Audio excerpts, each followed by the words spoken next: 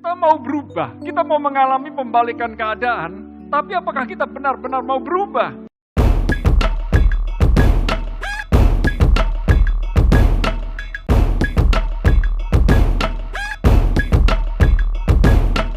Pembalikan keadaan. Mengapa tidak ada perubahan? Kita tidak akan mengalami perubahan karena kita memang tidak mau berubah.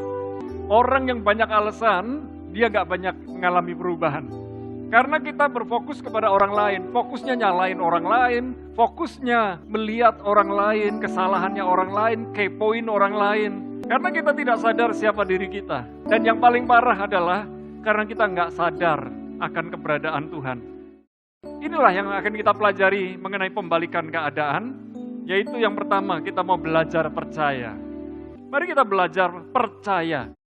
Mazmur 25 ayat yang ketiga. Orang yang berkhianat kepadamu akan dipermalukan, tetapi yang percaya kepadamu tak akan dikecewakan. Mari kita menjadi orang yang tidak mudah kecewa, karena kita percaya kepada Tuhan. Dan orang yang berkhianat kepada Tuhan akan mengalami dipermalukan. Mazmur 52 ayat yang ke-10, tetapi aku seperti pohon zaitun yang hijau di dalam rumah Allah. Aku percaya bahwa Allah tetap mengasihi untuk selama-lamanya. Allah tetap mengasihi kita apa adanya, di dalam segala keberadaan kita, Allah mengasihi kita. Dan saya percaya, kita hidup di dalam kasih Allah. Mazmur 116 ayat yang ke-10 dikatakan, aku tetap percaya, sekalipun aku berkata aku sangat tertekan. Ketika saudara berdoa, Tuhan seolah-olah tidak mendengar, sebenarnya Tuhan mendengar. Tuhan pasti mendengar, Tuhan maha mendengar.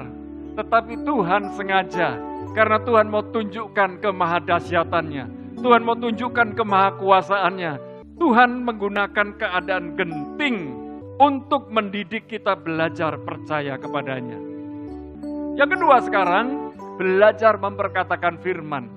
Dikatakan dalam Kolose 1 ayat yang ke-20, dan oleh Dialah Ia memperdamaikan segala sesuatu dengan dirinya. Kita sudah diperdamaikan dengan Tuhan lewat karya salib Yesus Kristus. Dan oleh bilurnya kita disembuhkan. Dikatakan dalam 1 Petrus 2 ayat 24. Ia sendiri telah memikul dosa kita di dalam tubuhnya di kayu salib. Supaya kita yang telah mati terhadap dosa, hidup untuk kebenaran. Oleh bilur-bilurnya kamu telah sembuh. Tuhan punya rencana buat saudara. Iblis punya rencana untuk menjatuhkan saudara, untuk menghancurkan saudara. Tetapi ini yang luar biasa. Di balik itu semua, Tuhan membalikkan keadaan. Tuhan memulihkan saudara. Tuhan membangkitkan saudara. Yang ketiga, kita belajar berjalan bersama dengan Tuhan. 1 Samuel 17 ayat 37 dikatakan, pula kata Daud, Tuhan yang telah melepaskan aku dari cakar singa dan dari cakar beruang, Dia juga akan melepaskan aku dari tangan orang Filistin itu. Kata Saul kepada Daud, pergilah, Tuhan menyertai engkau. Saya percaya setiap masalah kehidupan kita akan kita hadapi bersama dengan Tuhan. Sebab Tuhan yang bersama aku lebih dahsyat daripada masalahku. Ayat 45 dikatakan, tetapi Daud berkata kepada orang Filistin itu, engkau mendatangi aku dengan pedang dan tombak dan lembing, tetapi aku mendatangi engkau dengan nama Tuhan semesta alam, Allah segala barisan Israel yang kau tantang itu. Katakan kepada masalah-masalah kita, aku mendatangi engkau dengan nama Tuhan semesta alam, Allah segala barisan Israel yang kau tantang itu. Allah yang bersama dengan kita lebih besar daripada masalah-masalah kita. Waktu kita menghadapi masalah demi masalah, kita belajar percaya kepada Tuhan. Lalu kita belajar memperkatakan firman Tuhan. Dan kemudian kita belajar berjalan bersama dengan Tuhan. Tetapi ada penghalangnya. Penghalang pembalikan keadaan. Yang pertama, ketidakpercayaan. Sudah belajar percaya kepada Tuhan, tetapi ketika Tuhan seolah-olah diam, ketika Tuhan seolah-olah tidak menjawab doa kita, kita nggak percaya. 2 Raja-Raja 7 ayat yang kedua. Tetapi perwira yang menjadi ajudan raja menjawab abdi Allah. Katanya, sekalipun Tuhan membuat tingkap-tingkap di langit, masakan hal itu mungkin terjadi? Jawab abdi Allah, sesungguhnya engkau akan melihatnya dengan matamu sendiri, tetapi tidak akan makan apa-apa daripadanya. Ketidakpercayaan kita akhirnya akan membuat kita gagal menikmati berkat Tuhan, gagal menikmati rencana Tuhan. Yang kedua, ketidaktaatan. Bilangan 20 ayat 7, 8, dan 9. Dikatakan, Tuhan berfirman kepada Musa, ambillah tongkatmu itu dan engkau dan Harun kakakmu harus menyuruh umat itu berkumpul. Katakanlah di depan mata mereka kepada bukit batu itu supaya diberi airnya.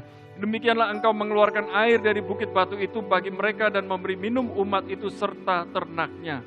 Lalu Musa mengambil tongkat itu dari hadapan Tuhan seperti yang diperintahkan kepadanya. Ayat 11. Sesudah itu Musa mengangkat tangannya lalu memukul bukit batu itu dengan tongkatnya 2 kali.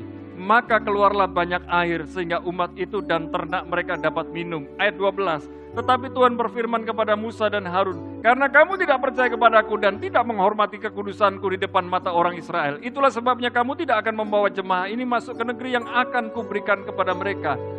Karena ketidaktaatan, akhirnya Musa hanya bisa melihat tanah perjanjian dari gunung Nebo. Yang ketiga, kebodohan. Matius 7 ayat 26 dan 27. Tetapi setiap orang yang mendengar perkataanku ini dan tidak melakukannya, ia sama dengan orang yang bodoh yang mendirikan rumahnya di atas pasir.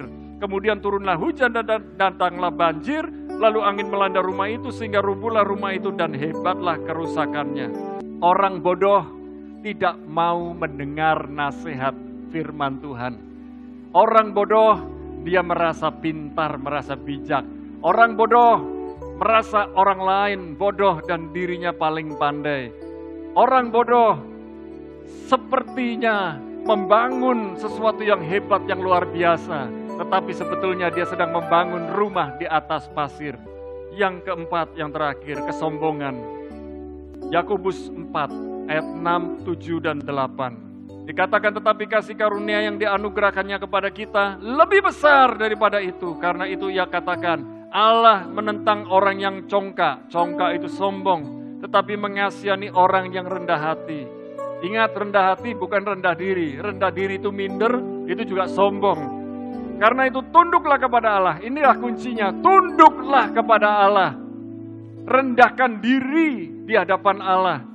Dan lawanlah iblis, maka ia akan lari daripadamu. Untuk iblis harus kita lawan, tidak ada kompromi, tetapi tunduk kepada Allah, tunduk kepada firman Tuhan, lakukan firman Tuhan, perkatakan firman.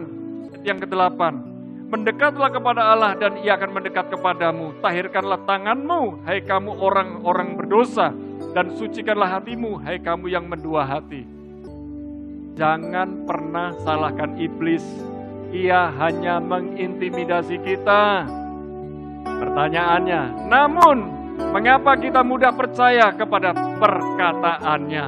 Jangan percaya kepada perkataan iblis. Dia memutarbalikkan firman, tetapi Tuhan memutarbalikkan keadaanmu ketika Anda benar-benar percaya kepada Tuhan.